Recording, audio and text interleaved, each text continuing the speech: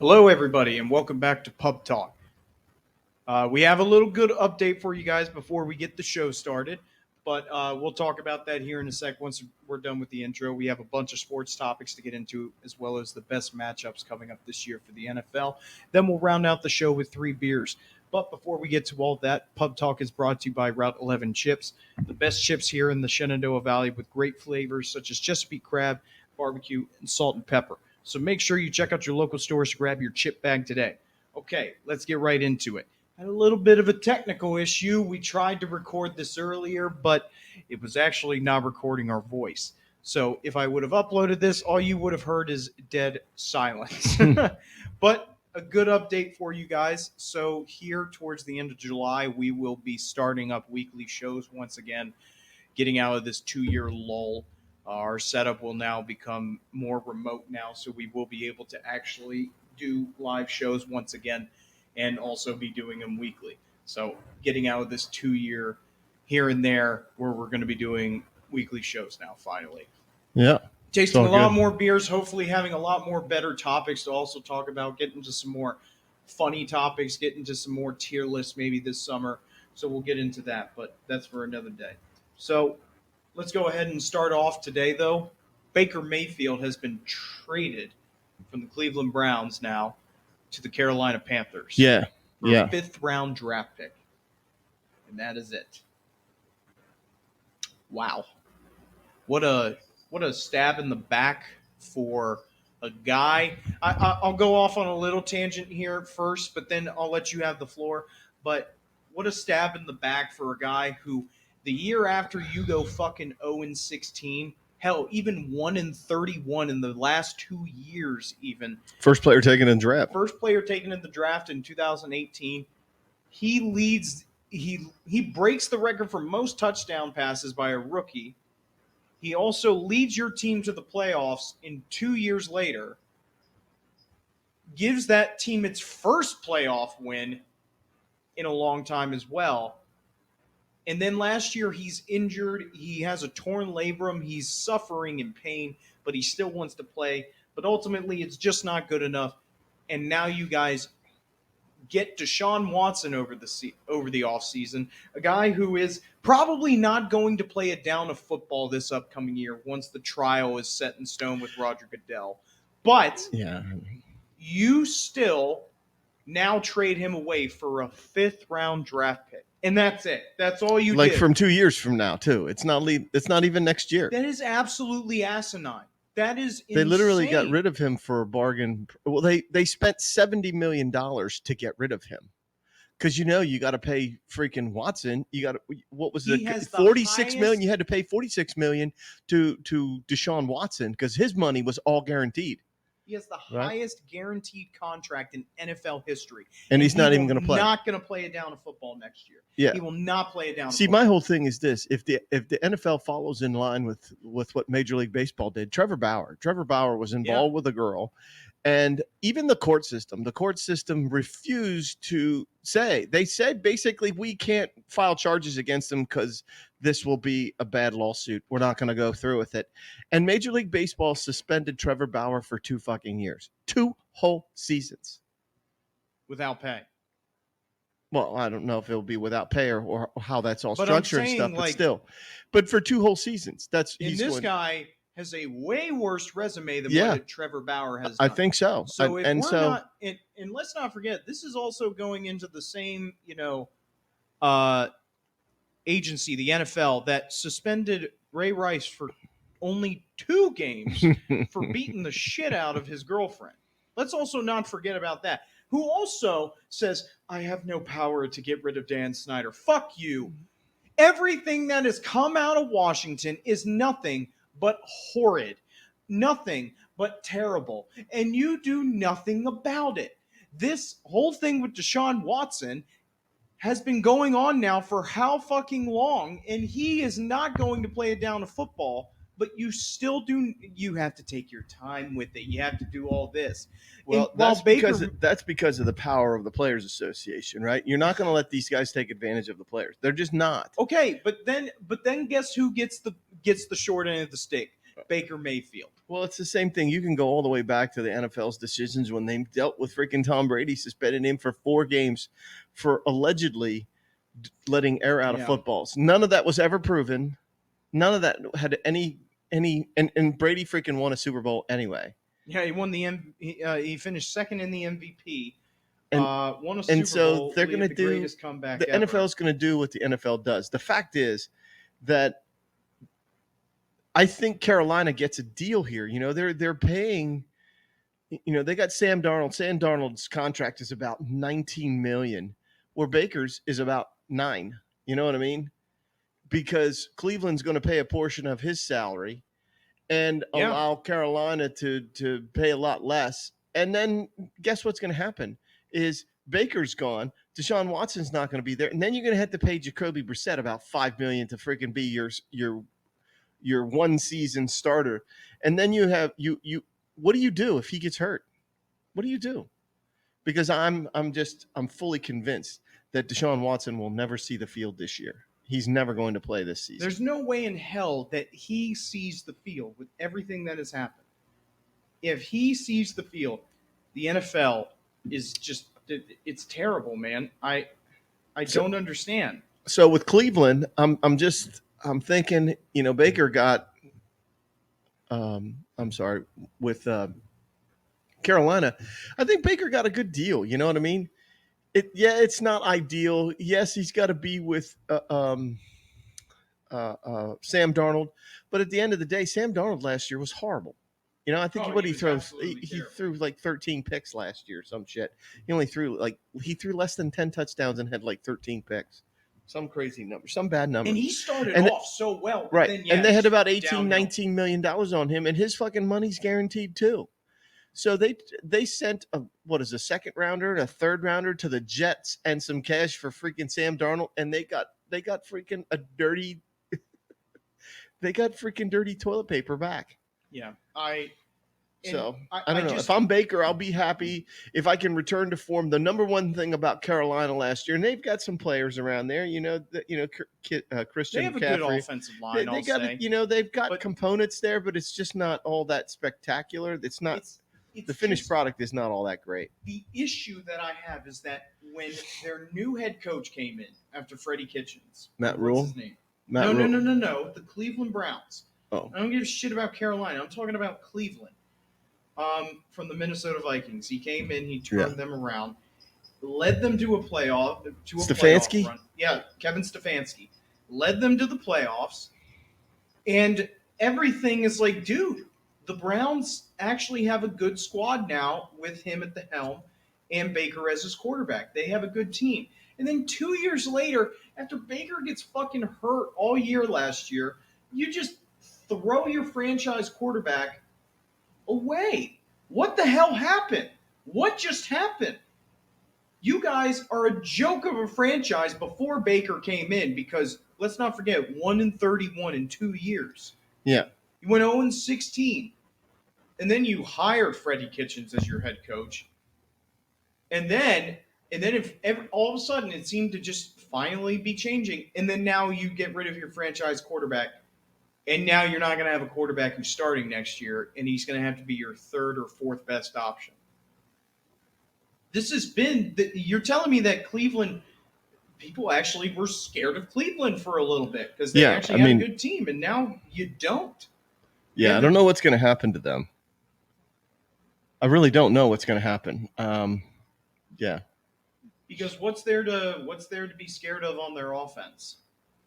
Yeah, there's nothing spectacular about them. They're just not. And I don't know what it is. How are you going to get Jarvis Landry the ball? How are you going to get Njoku the ball? How are you going to get all those guys the ball? Yeah. When you don't have a fucking quarterback. Yeah, but I like Jacoby Brissett, but he's a spot fill-in starter. He's not the full expected 17 games a season, going to win you 9, going to win you 10 games. He's just not that guy. But that's what you're staring at now because you just dished off Baker, and Deshaun, in your heart of hearts, is never going to play this year. So, guess what? You got a shit sandwich, and you're being forced to take a bite. And I'm sorry, but that's their own making.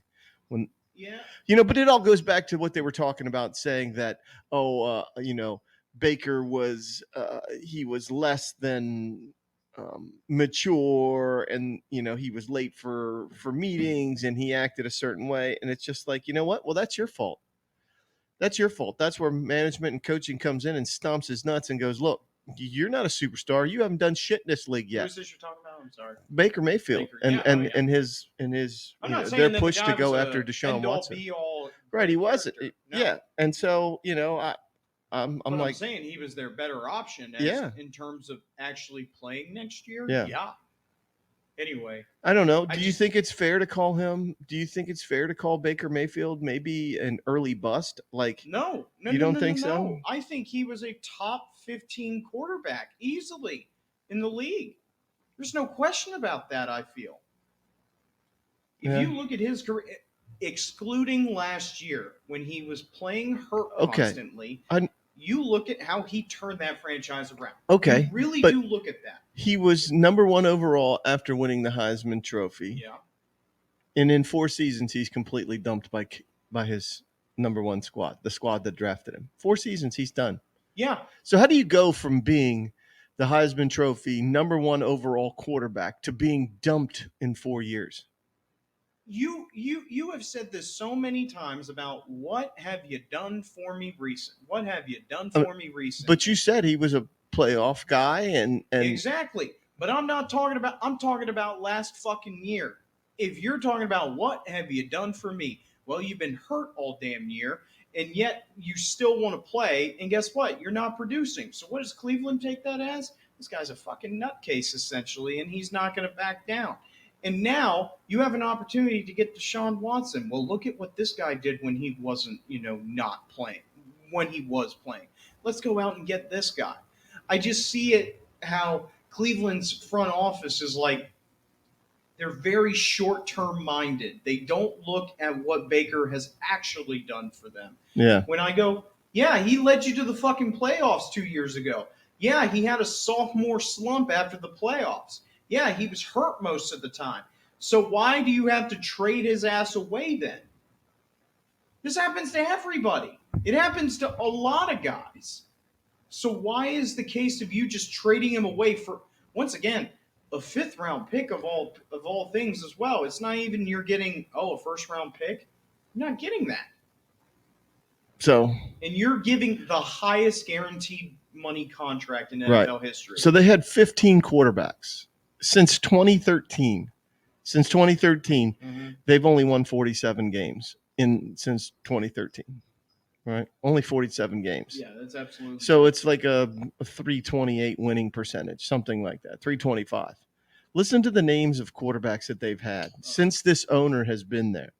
Jason Campbell, Brandon Whedon, Brian Hoyer, Johnny Manziel, Connor Shaw, Josh McCown, Austin Davis, Cody Kessler, Robert Griffin III, Deshaun Kaiser, Kevin Hogan, Baker Mayfield, Tyrod Taylor, Case Keenum, and Nick Mullins. All of those guys. And there were 3, Whedon, Manziel, and Mayfield were all first-round picks. So you've had 15 quarterbacks have come through that franchise, and they're all gone. None of them are there in the last 8 years. That's 8 years, dude. Yeah. So how bad is that? Well, once again, I'm telling you about how much of a joke of a franchise they were until they found the gem that was Baker, and they were able to give him a good enough coach. And guess what? Yeah, they led him to the fucking playoffs. I'm just spitballing here to tell you, like, you may keep reading all these names off to me, but it doesn't matter when all those quarterbacks couldn't do what one fucking guy could. And that was actually lead him to the playoffs, let alone actually winning a playoff game. They actually won a playoff game. So here's what I'm... And they were one or two fucking plays away from beating the Kansas City Chiefs. You know that game that they had. They were 1 or 2 plays away from that. And that was Baker Mayfield in that game. Yeah. It's a joke of a franchise. Not a joke of a team, but a joke of a franchise, considering that they had probably one of the greatest players to ever play for that franchise in Jim Brown. They used to be, the team back in the day Mhm. when they had Gale, when they were facing against teams like with Gale Sayers back in the day and the Bears.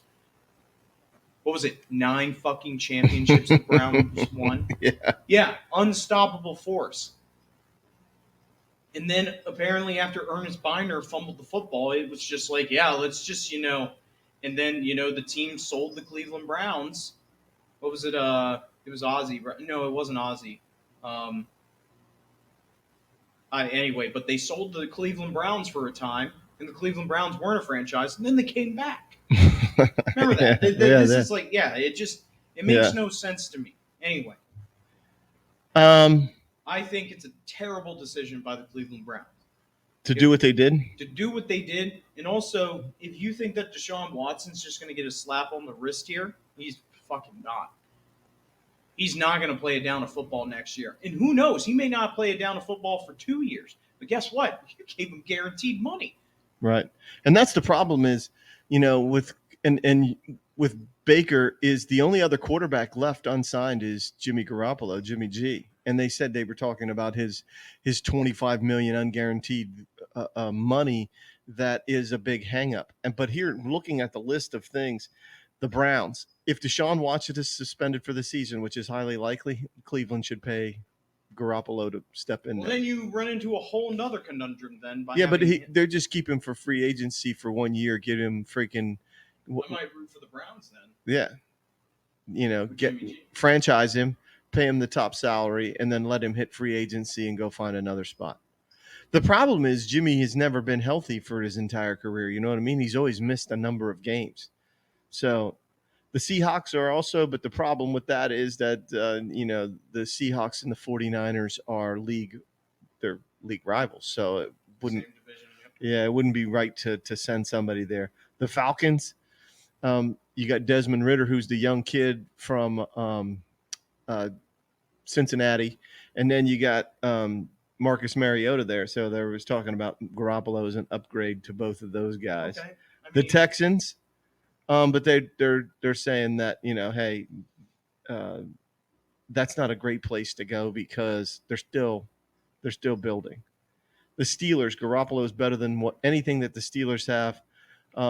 Even though they want to give Mitchell Trubisky a chance this year before turning the team over to Kenny Pickett, which I think is going to be a mistake. But that's just me. As well, but... The Saints, Jameis Winston and Andy Dalton. Garoppolo's better than both those guys. And then finally, Garoppolo to the Giants. That to me sounds, because he's better than Daniel Jones, period. He's an upgrade over Daniel Jones. Yeah. But the problem is that the Giants, in their infinite wisdom, want to give him one more year. They want to give Daniel Jones one more year, and I don't know. No, that's a terrible decision. But anyway, that's enough for Baker Mayfield, though. Yeah. Once again, I am not a fan of the trade. It sucks to see what he actually did for that city, what he did in those progressive commercials, and what he is going to now have to do in Carolina. So anyway, on to the next player, though. Rob Gronkowski has officially retired again, though. Yeah. Coach, I've said it. I have said it. I am one of those believers that he is 100% the most dominant tight end to ever touch the field. A true tight end that I saw.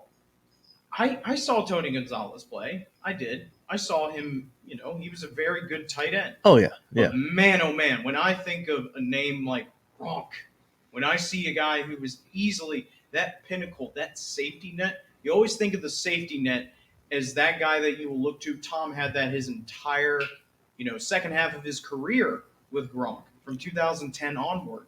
And also, when I look at what Gronk did on the field after the catch as well, dude, there's nobody who was better than him. And on the offensive line, when he the one thing that makes him stand around is he blocks well. He blocks exceptionally well. We're looking at that with George Kittle. That man is a fiend out there at the tight end position. Yeah, and I think early on in Gronk's career, he was a nightmare matchup for linebackers, even safeties in certain situations, just because he was so big.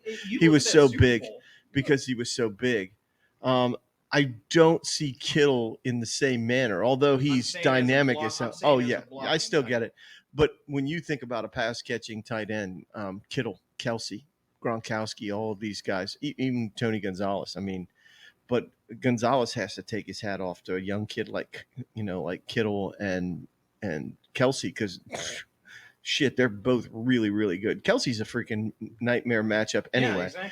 But And that's what Mahomes has with Kelsey. That's what Brady has had with Gronkowski. Yeah. I look at how in the stats speak for themselves too. I mean, you look at how many essentially not as many years Gronk played as Tony Gonzalez, but how many more just explosive stats he had than Gonzalez.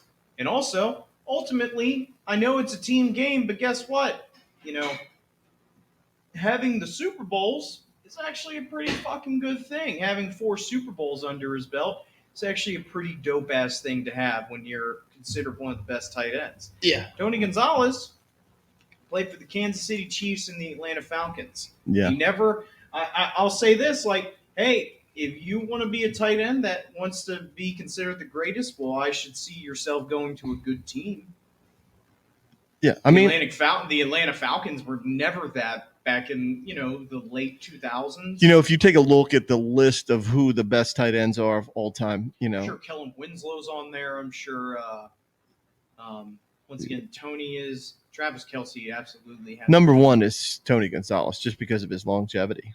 Oh yeah, longevity, 100%. Tony was able to stay healthy. 6-time first-team All-Pro, 14-time Pro Bowler, 270 games, 1,325 catches, 15,000 yards, and 111 touchdowns. Hall of Fame, 2019. Yeah. Antonio Gates. Oh yeah. Safety net for Phillip Rivers his entire career. Rob Gronkowski. He's got 4 Super Bowls. 4-time first-team All-Pro, 5-time Pro Bowler, 2014 AP Comeback Player of the Year, 143 games. He's only played in 143. He's only played in essentially half the games of what Tony Gonzalez has. 621 catches, 9,286 yards, 92 touchdowns. So 90. How many did Tony have in terms of touchdowns? 1,300. He had twice as many catches. No, touchdowns. 111. So in half the games of what Tony Gonzalez had in terms of touchdowns, Rob Gronkowski was short fucking 19 touchdowns in half the games of what Tony Gonzalez got.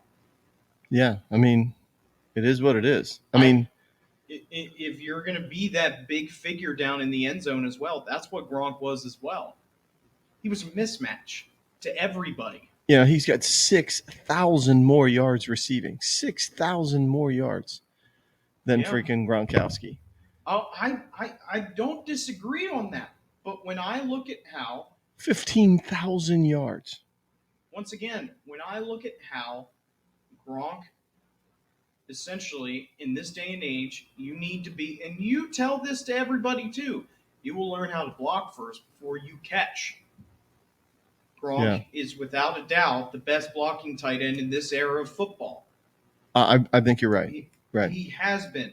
And then he's a mismatch out on the field. Yeah, the one issue that I have with Gronk is that he couldn't fucking stay healthy. Yeah. He was injured a lot. Well, the problem is of how they tackled him because of how big he was. You know what I mean?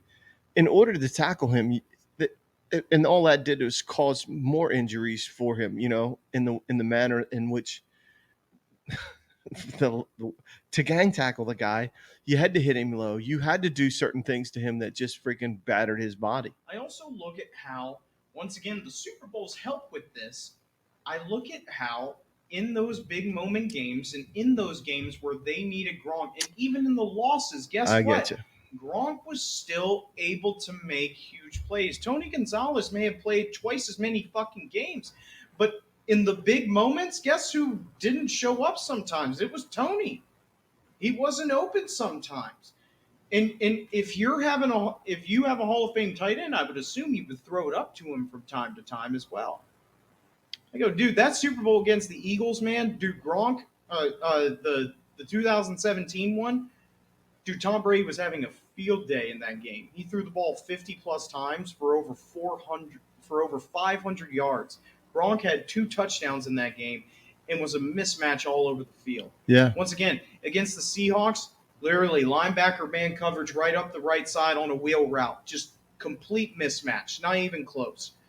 In those big moment games against the Chiefs, after he came back from retirement against the Chiefs in the Super Bowl, 2 tutties, 2 touchdowns. In those big moment games, Gronk was always found. He was Man, always I'm found. just looking at Antonio Gates. He has played in 100 more games, has 300 more catches, has 2,000, almost 3,000 more yards, and has 116 touchdowns. 236 games, 955 catches, 11,841 yards, 12.4 yards per catch, 116 yards. And I guess he officially retired in 18. So he's got next season he's on the ballot. He'll be a first ballot Hall of Famer, don't you think? No, No ifs, ands, or buts no about it. question. Because if you I look don't at the believe other, so. who's number 4 is Shannon Sharp, and Shannon Sharp was Oh, a Hall of Fame 2011, right? 3-time Super Bowl champion. Yeah, and then number 5 is Kellen Winslow. Kellen Winslow, absolutely. You know, with the Hall of Fame the catch. Chargers. Yeah, and his 100%. his numbers are less than Gronk's. Kellen Winslow's numbers are less than Gronk's. Yeah, I ultimately look when I see what Gronk did in this era of football. It was like it. It truly was like, dude, your receivers are always the ones that you look for on the field.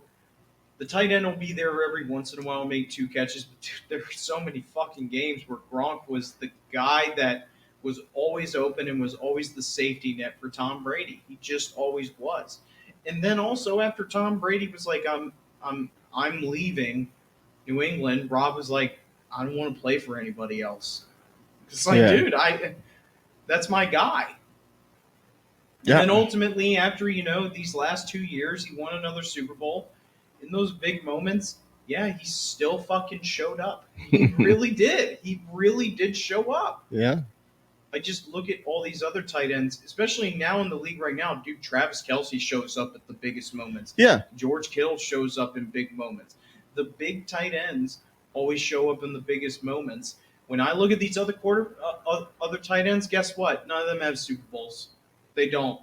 None of them. Shannon Sharp got 2. Sorry, yeah. Sharp has sorry 2. for Sharp. Besides him, and guess what? Sharp, he was a fucking nightmare as well. When he was on that Ravens team, dude, that Ravens team was one unstoppable force on both sides. They had fucking Trent Dilfer, and they still were able to do things well because of the firepower that they Right. had on offense with Jamal Lewis, Shannon Sharp, and then their I think legendary defense. Shannon Sharp, Super Bowl 1, 3-time 2, Super Bowl champion. 3 with the Ravens. Then 2 with the Broncos and 1 with the Ravens. Yeah, Gronkowski's got 4, Mm-hmm. but he only played in 3 because Yeah. he had a back injury. Antonio Gates never won one. Nope. Tony Gonzalez never won one. No, and I'm sure all those players would give 2 shits about their stats if they just. Kellen Winslow never won one. Nope. Going all the way back, Ozzie Newsome never won one. He's number 6. Number 7, Mike Ditka. He's got 1 Super Bowl versus the Cowboys. Versus the Cowboys as a player. Never mind. Yeah. 19 Super Bowl 6. John Mackey with the Colts never had one.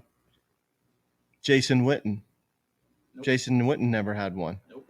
He should be a first ballot guy too. 1,228 catches, 13,000 yards receiving, 74 touchdowns. So he officially retired. When did he finish? 220? 2020. Oh, he's got a while before he's eligible. Travis Kelce, he's got one. They have him listed at 10.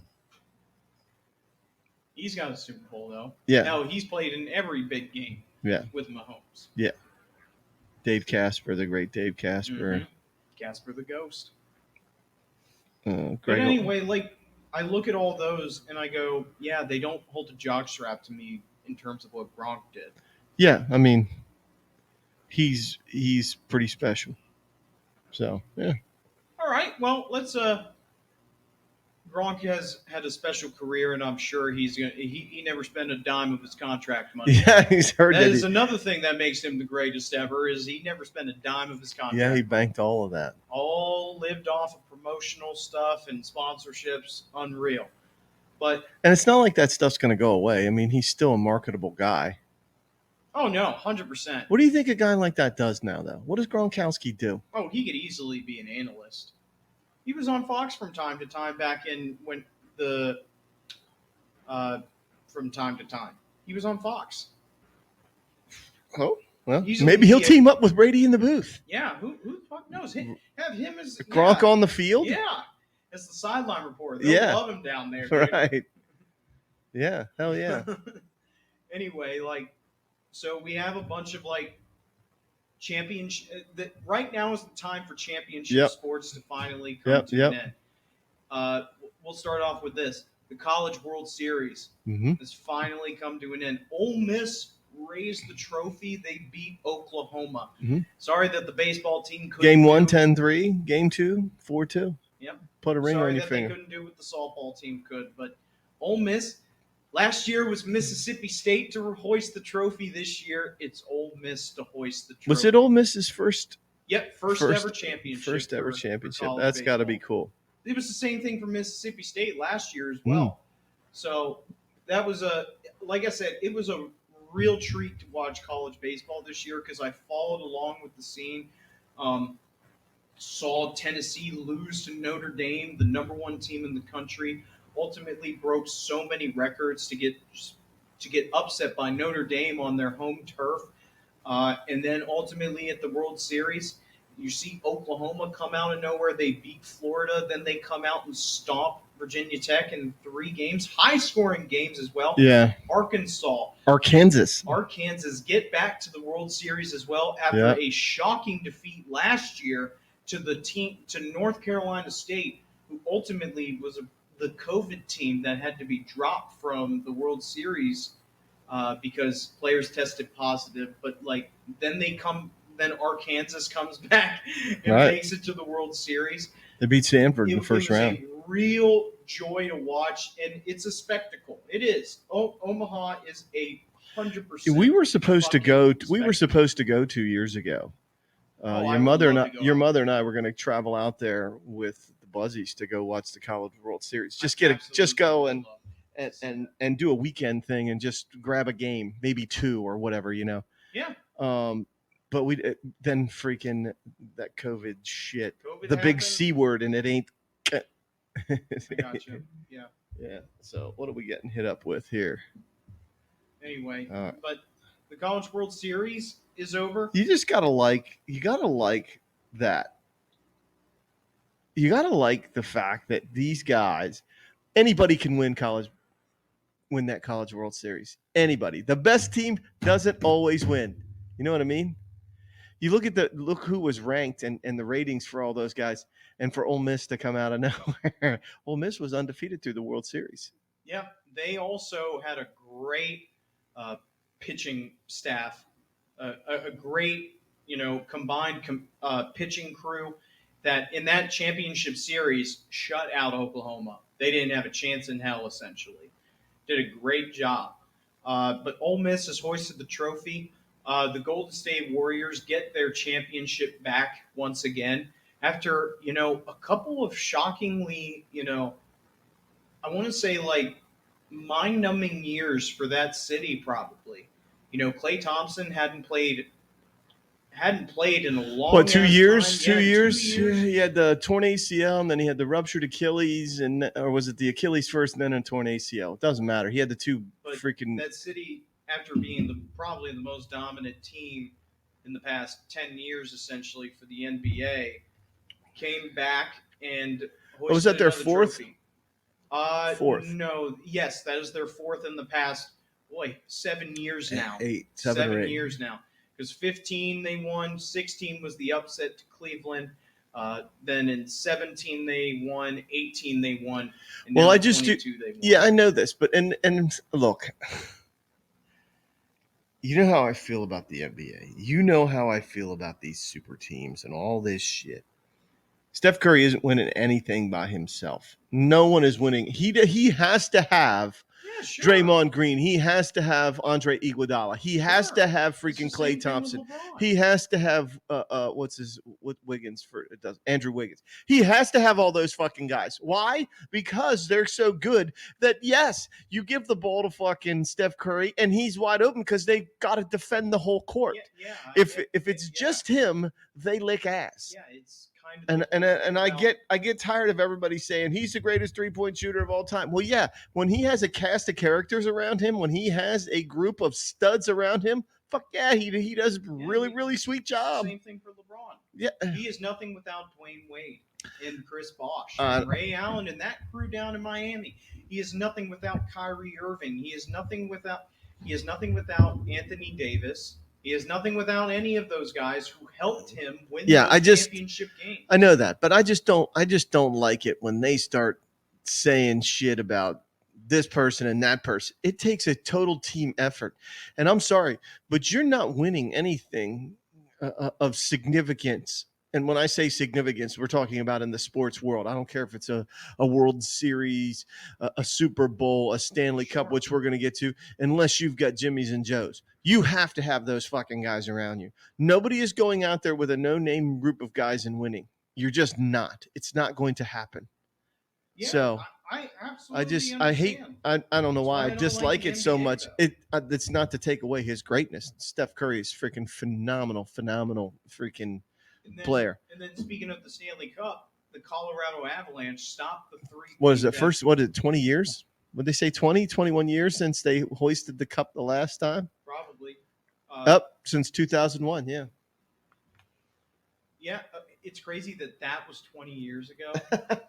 And I was 6 years old at that time. But anyway, they stopped the Tampa Bay Lightning from their three-peat. Yeah. The past 2 years. And you know what? On any given day, guess what?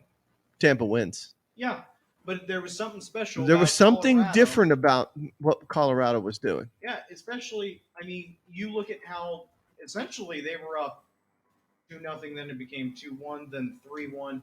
But anyway, like the Colorado Avalanche, they proved that they belonged there 100%, and they dominated. They dominated Edmonton. They dominated their entire playoff run. And then ultimately, they were like, we're not scared of the three-peat. We're not scared of you guys. Because, ultimately, Tampa, they have everything to lose because they would be the first team in a long time to get a three-peat. I had to sneeze. Sorry. Yeah, you're fine. Anyway, but like, sorry, that just came up on me. I had to sneeze really bad. You're fine. But anyway, the what was it called? The Colorado Avalanche hoist the trophy. Sing your praises for them, but Tampa Bay will have to reload. So that's their third Stanley Cup in 20 couple years. So 3 cups.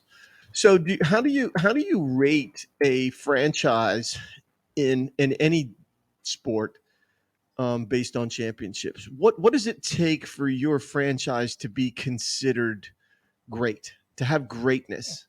Is it Pittsburgh's 4? You know, is that the measuring stick? Is it 3 Stanley Cups because the trifecta is nearly impossible? I don't think so. Is it 3 total? Is it, I think ultimately, if you are a team that competes every single year for a championship, what about the Yankees? 26, 27 World Series. That if you are a team that over your franchise's history has consistently competed for a championship, whether you make it to the playoffs, whether you lose in the playoffs, but you consistently go to the championship, or you try to make it to the championship at least, you are considered a good team. Yeah. Your franchise is considered a strong team. And if you've had past success, I do believe it. However, the game has changed a lot in every single sport. You cannot keep reliving the past all the time. Like I say for Cleveland. You know how long ago it was that Jim Brown was in the league, that your franchise did that? Same thing with your Chicago Bears, right, coach. Right. Oh, It's been a long-ass time. and your team does 37 not years. for the championship. 37 years. Your team doesn't compete for championships No. now. Well, the last time was what, 2018? 2018. Yeah, double doink. Yeah. At that time, your team was good, but other than that, yeah, it's been a lapse. And then before that, it was 2011 where they lost. 2010. 2010, yeah, where they lose in freaking rain against. No, they lose against freaking the Colts in Super Bowl. No, 2010 you lost to the Packers in the championship. Then it was 11 where they lose in the Super Bowl. No, The 06. That was 06. Coach. Was it Peyton Manning? Mm-hmm. 06? Mm-hmm. Tom, Jesus, come on, get out of the way. I know you. He's being lovey-dovey. Yeah, he's like, thanks for taking those big boys away from me. Those damn dogs drive me nuts. All right, so the NFL schedule though has been released. I know it's been some time, but I want to go over some big-time matchups coming up this year. Right out the gate, though, man, oh man, to open up the season, you got the fucking Bills and Rams to open up your season. Yeah, not to mention you also got freaking Cleveland and Carolina. No. Week 1. Fucking way. Cleveland, Carolina, week 1. Wow. You see it? It's at Carolina. It's at Carolina, too. So if you have any love loss for your former team, Tom, no. Now is the time to. Tom, no. What's he doing? He's trying to get over these wires. I get it. Just go away. Should go get the dogs. Tom, get out of here, Tom. There's not a whole lot there anyway. He'll just sit down. Not talking about Tom Brady. Yeah. He was named after that. It's anyway, Tommy the cat. Fucking Tommy. Tommy. But like I said, right out the gate, and then also on that Monday night, you have the Broncos and Seahawks who made the blockbuster trade. Yeah. For fucking Russell Wilson. Right. Week 1. Right. You have a plethora of matches coming up week 1 for that. Yeah. On top of that, you also what's week 1? What's it? September what? 11th. Okay. So the 8th is Thursday night, and Sunday is the 11th. So September 11th, 9/11. Yeah. I think that was that one I had on my list. I had one on my list for September 11th. September 8th is Buffalo at freaking Los Angeles. New England at the Raiders. For the love of God. The Patriots at the Raiders on December 18th. The Patriots at the Raiders on December Rams 18th. at Seahawks, week 18. Week 1, you have fucking Chiefs, Cardinals. Week 1, that's going to be a barn burner. Bills, Chiefs, October 16th. Cleveland Bills, at Chiefs, Houston. yeah. They keep saying that about, like that would ever be a good game. Shut up. Pittsburgh at Cincy, September 11th. Pittsburgh at Cincy. Week 1, we open up with Cincy. Wow. What a way to get the year started off for that. Maybe it's a good one. Mm-hmm. I would hope so, considering how good Cincinnati was last year. Have to see how things work out for them. What else? See, I don't think this Dallas at Green Bay. I just Packers don't. At Bucks, But that brings Mike McCarthy back to Green Bay. Dallas and absolutely. Yeah. Packers, Buccaneers. You got Rams and Cardinals week number 3. Buffalo, Kansas City, October 16th. Rams at Tampa, November 6th. The Rams at Tampa. Rams at Tampa. So a rematch of the divisional round. Nice. And then the Rams in the last week of the season, because that's Bobby Wagner going back to freaking. At Bucks again this year. Yeah. October 2nd. New England at Las Vegas. Belichick versus McDaniels. Bills at Ravens you got this year. Yeah, I just think the Bills are. I just wish I want to see the Bills get over the hump, don't you? I just want to see him get over the hump. Josh Allen. Yeah. There because yeah. He did everything. It's going to be interesting to see where Miami comes out of this when they've got some talent now on that squad. It remains to be seen what impact Kansas City will have. Now that they lost Tyreek Hill, and we'll see. I mean, they still have a lot of talented guys and stuff like that, but at the end of the day, that's you change members of your team, and you change the chemistry of your team, and you can go up and you can absolutely go down. So I don't know. Cowboys at Rams this year. Buccaneers at Steelers as well this year. Got the Bucks at Steelers. Bucks at When Steelers, is that? October 16th, 1:00 game. That's your mother and I's anniversary. October 16th? Yeah. Who the fuck cares? Sorry. 30 years. It'll be our 30th anniversary. I thought you were going on an Alaskan cruise anyway. We were supposed to, but freaking COVID and costs of all that shit, it's just crazy. Maybe next summer. You got Anything else? Chiefs at 49ers. Okay. Bears at Patriots. Uh-oh. It's a Monday night game, though. Dun, dun, dun, dun, dun, dun, dun. I'm hoping that Eberflus brings something to the table. Make the Bears relevant again for me. You know, it's just been this Steelers sadness thing. I want to see Trubisky do well for the Steelers, too. I want to see him do well for us as well. It'll help us out a little bit after, Ben has retired. So yeah, I mean, need that help anyway. He put his big boots away and his gloves and his beard, and now he's on to bird dogging chicks and freaking roadside bars and wrecking motorcycles. And that doesn't Saints at Steelers. Saints. Maybe Jameis will throw to your team just as much as he throws to his own. The great 30 for 30 that he is. I will be interested to see if he returns full strength at the beginning of the season. You know, he did tear his ACL. Now it's probably been a good 9 months. He probably won't play in the preseason. But I don't know. I don't wish any ill will against him. I don't want to see him have a terrible injury like an ACL or limit his career in any way. I'll cheer against him and boo him and talk shit about him, but I don't wish anything to be bad happen to him other than that he throws interceptions and loses. Rams at Chiefs this year as well. Rams at the Chiefs? Yep, Interesting. Chiefs, Interesting.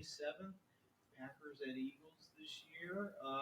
There's going to be some good games. Oh, yeah. What I'm seeing here is just big-time matchups here. Some big games. Chiefs at the Bengals once again you got this year. Hopefully that'll be a good game. Colts at Cowboys you got.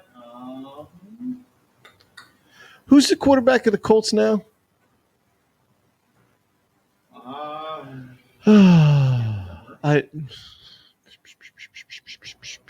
Who they give Colts quarterback?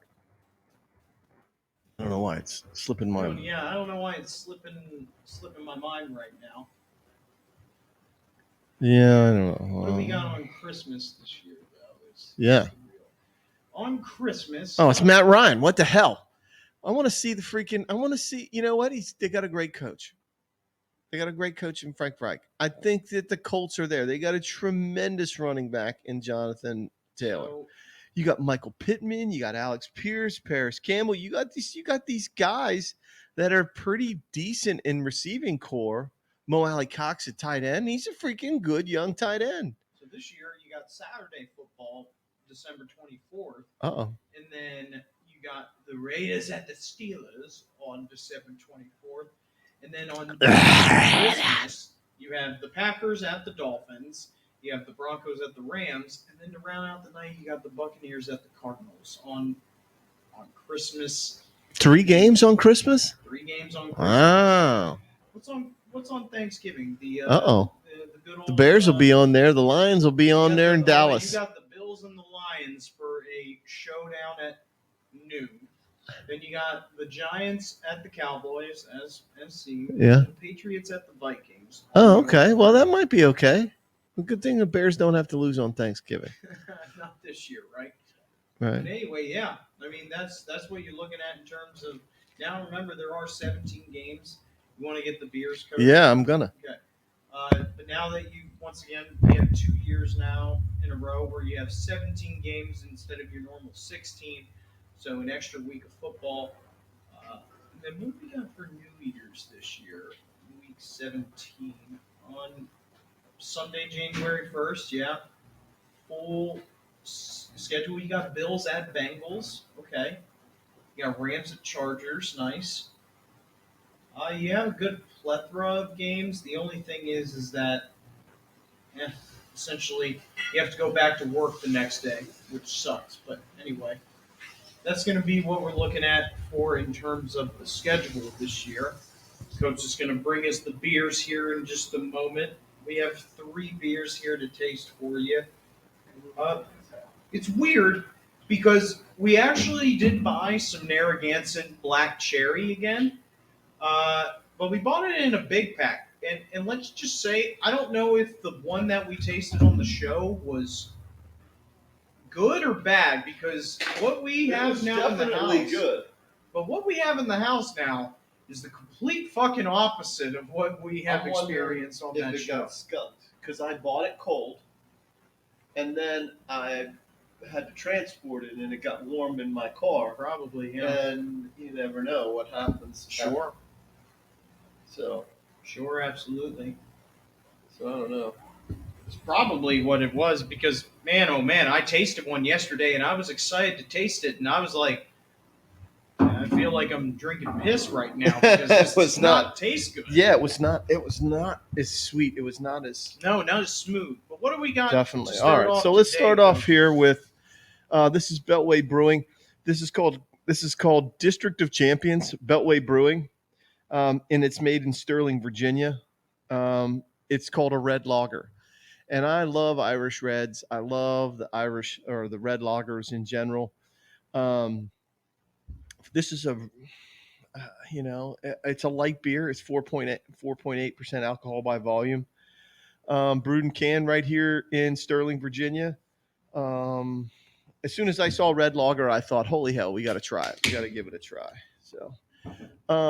So we had been doing a search trying to find, here you go, CJ. We had been trying to find Narragansett's Black Cherry, and we found it at this place in Round Hill, Virginia. Now, that's a beauty, ain't she? Round Hill is a little, it's not exactly a town or anything like that. It's just kind of like a location. Yeah. And it's right on Route 7. And there's this place called Mom's Apple Pie Company right there. And they make a wide variety of apple pies. They make all different kinds of pies, pastries, you name it. They make a bunch of stuff. And they have one of the largest selections of beer. The only problem being is that it's cold. So if you don't keep it cold, I'm wondering if we didn't dig up that beer. But this is Beltway's District of Champions Red Lager.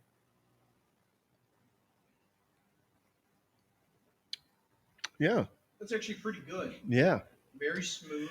A hint of You think it's malty, caramelly? Yeah. It has almost like a little bit of type of taste. Yeah. Yeah, that's a little bit different, but I do like that kind of taste. Yeah. Yeah, I think that's a good beer, and it's cold. So I keep my fridge at 38 degrees. It goes down really smooth. I think it's very tasty. It does have a malted kind of smell to it, and that's not a bad smell by any stretch, but it's pretty good.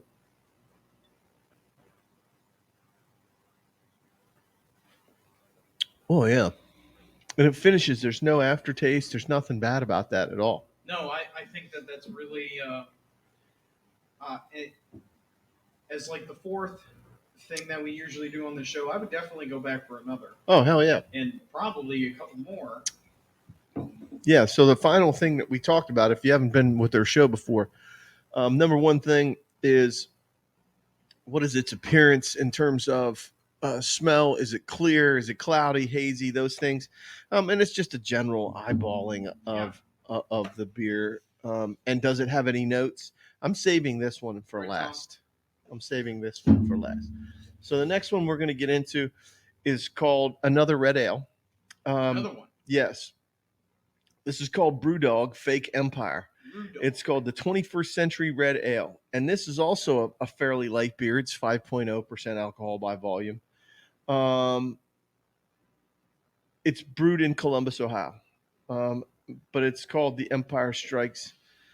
And it's called the Fake Empire. The Empire Strikes. Fake Empire Red Ale. And it's got a cool label on it. So let's take a look at this. This is another red ale. And let's see if we get very similar It's got a very similar appearance to it. She definitely looks a little red there, eh? Yeah. Smell a little different with the smell. This one's not as malty. But not as much. Maybe. Yeah, I can smell some hoppiness to it. And it is a little hoppier. And Yeah. it's not harsh. It's not bitter, but it's definitely hoppier. You know what I mean? When you talk about this high, I'll say that, but it's crisp, but it just there's just something there. Like it's not bad. It's not bad. It's almost like you got to dull your taste buds to enjoy it, though. it's not bad, and it goes down very smooth. I will say that, but the bite that it has to it makes me just go. I'd probably drink one more just because of how smooth it goes down. Yeah. But in terms of the malty flavor Completely that I got of the different. first one, It's completely different. That was malty, very caramelly, very almost had a sweet taste, and yet it was very crisp. It wasn't. It was just a better beer. The first one, Beltway's, was much better. That's a beer that you're going to want, that people will enjoy, and you'll go back. I'm not saying that this is a horrible beer, but it doesn't. Being a red, it doesn't finish like the other one does. No. Just doesn't. And the other thing for me is that I'm a really huge fan of like the milk stouts, the vanilla porters, the Right. that chocolatey, yes, that oakiness flavor to things.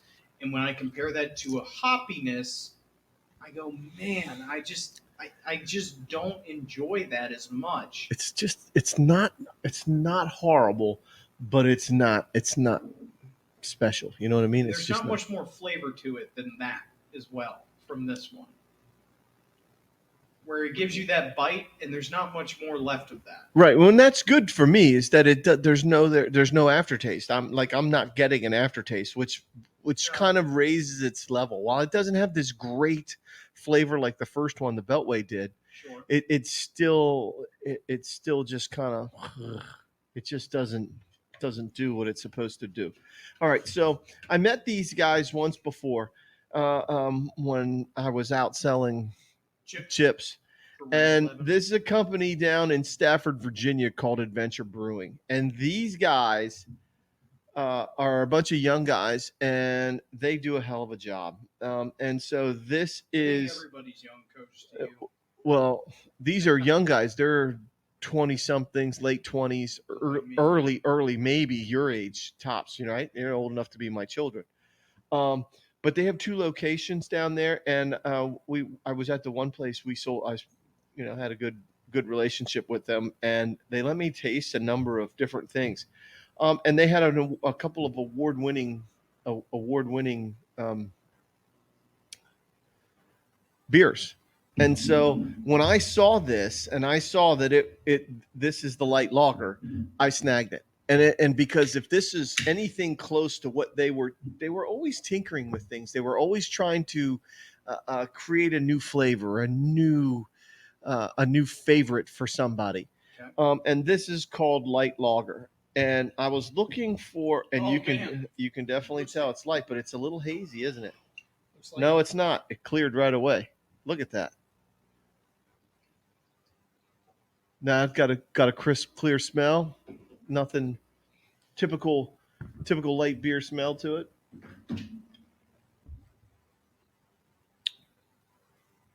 And that's light. It's very light. That's pretty damn good beer. Well, it's almost like it's almost too light, isn't it? Yeah, it's like water. I'm not saying that it tastes like water, but it goes down like water is what I'm saying. Yeah, there's like zero. Well, I don't know if it's terrible to say, but there's no crispness in it. There's no taste either. There's no strong taste. Like they were making a light lager and they made a super light beer. I'm not trying to sound mean or anything, but am I drinking piss? I'm saying like it looks like it, and it goes down like it's nothing. Actually, I'm not trying to talk bad. I'm not trying to talk bad whatsoever. I'm just saying, like when I look at this and when it goes down, it's like there's really not much here. You're right, and I'm really right. like, I'm not gonna lie. I'm a little disappointed in that.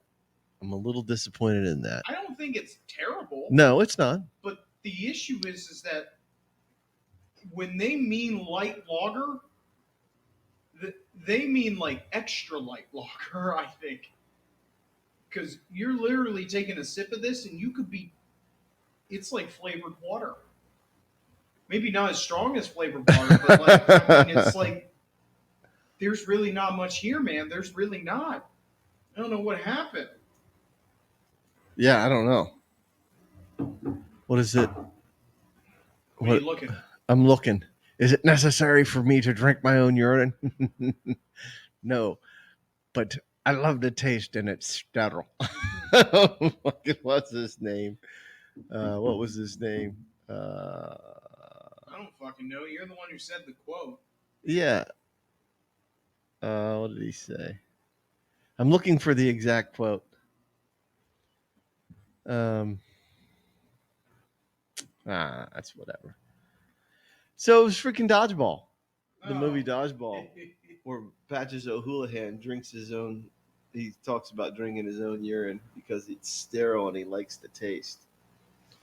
But yeah, so I don't want to tell. I don't want to. I've not said many things bad about beer except for freaking Wood Booger. Yeah, But this one, I'm a little. it's a weird. Yeah. This is like I- purgatory. I want to like it. I want to like the son of a bitch, and yet I still don't. I'm just not there it's 100%. Like, it's not a terrible beer. But I think this week's winners freaking Red definitely Lager. red. That freaking Beltway Red Lager was pretty damn good beer. So you got to get down if you get a chance, and I don't know what you have in your area, but we have what we have is a Total Wine, and Total Wine has a number of local craft beers. This one's made from Sterling, Virginia, Beltway Brewing, and District of Champions Red Lager. You got to check that out. Definitely very, very good red ale. So, yeah, This was a weird 3 beer tasting, considering how. I'm not like exaggerating here, guys, when I say that the third beer that we tasted was on paper. It looks like it's going to be a fantastic beer and something that like we've tasted in the past, where it's very light, it's very crisp. But once we tasted it, it fell short. it just flopped. it was water. It was like it was colored water. It was watered down. Very, very. When they say light, they weren't kidding. Maybe that's brewed to the female side of the beer drinking industry, where let's face it, when you're talking about light beers like Ultra and Michelob Ultra, and now they're trying to what is it, Budweiser Zero, Bud Light Zero, all of these. God, that sounds terrible. And I got the zero carb beer from Bud Light, Light Zero, and it's more of a seltzery kind of thing, and that's on the edge of that seltzery kind of taste, isn't it? That doesn't taste anything like a seltzer. I'm not even joking. It tastes like nothing. Right. It does taste like nothing. Little disappointed in Venture because they've done some really, really good things. So maybe when I get a chance to get back to Total Wine. Total Wine, I'll take a look and see if I can find some more adventure, because I know that they've made really good beers. So, for sure. And I think our next one then is to try and find. I want to try and find a vanilla stout. I want to find something, man. maybe oatmeal stout, something like that. Something something a little bit malty or chocolatey, something dark chocolate. We'll go that route. We'll try and do a 3 beer series with Darkness. I might go over to Mom's Apple Pie and check them out because they do have a really nice selection. I could probably pick a 6-pack over there and get some darks, but they have a number of different beers over there. 100%. I can do that. It's not too far away. It's only about 45 minutes away. So as I said at the beginning of the show, towards the end of July here, the last weekend of July, we will start our regular weekly shows. And we'll start bringing back our other fans, our other on mic personalities. Yes, we'll bring back Vigna. He's busy being a daddy. And we'll. Once again, this show is something that we want to continue to do, and now the situation that we will be in towards the end of July, we will have that opportunity once We're allowed again to continue Yep. to do it. And then over the winter, I think we're going to continue is into the next year, into 2023. We want to take our show weekly as much as possible, weekly all the way up to NFL draft in April. Because that's our crown jewel. Right. We now know that the cutoff is 2 fucking hours, though, that we have to cut it off at 2 hours. Right. So we don't just get cut off from everybody. But anyway, but once again, happy to keep doing this show. Now we're out of the lull. We'll start advertising a little bit more and start putting it on Facebook. We'll start making. I don't like being on social media. I guess I'll fucking do it, for this show. Yeah, we'll do it. We'll get some good shit going. But we will always continue tasting the beer for you guys. Fuck though. yeah. That's no question. But anyway, until next time, guys, we hope you had a safe 4th of July. And until next time, peace out. See ya. Love you guys.